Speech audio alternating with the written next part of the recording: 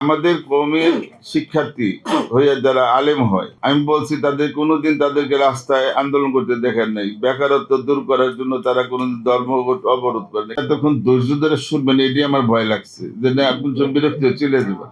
এটা কিন্তু আমাদের এই ঘটকদের মধ্যে আমরা বলছি, আমাদের মাওলানা রেজাউল রফিক সাহেব, মুফতি রেজাউল রফিক সাহেব বলছেন, সেটা হইলো কি, যেরকম ভাবে আপনাদের কাছে একটা পরিসংখ্যান দিচ্ছে, আমাদের কওমের শিক্ষার্থী হয়ে যারা আলেম হয়, আমি বলছি তাদের কোনোদিন তাদেরকে রাস্তায় আন্দোলন করতে দেখেন নাই। বেকারত্ব দূর করার জন্য তারা কোনোদিন ধর্ম অবরোধ করে নাই। কেন?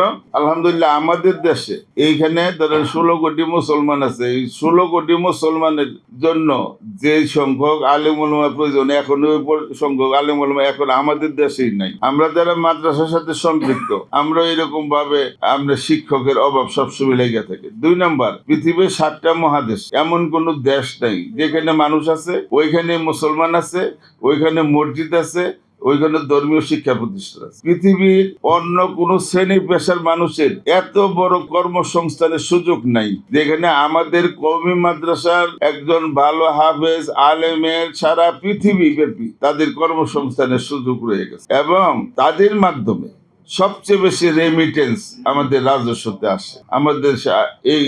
কিন্তু এটা কোনো স্বীকৃতি নেই। কেন স্বীকৃতি দেয় না? এটা যদি স্বীকৃতি দেয় যে কওমি মাদ্রাসায় ভালো একজন হাফেজ আলেম হইতে পারলে তাহলে এমবিবিএস পড়াইবো না, হাফেজ আলেম বানাইবো।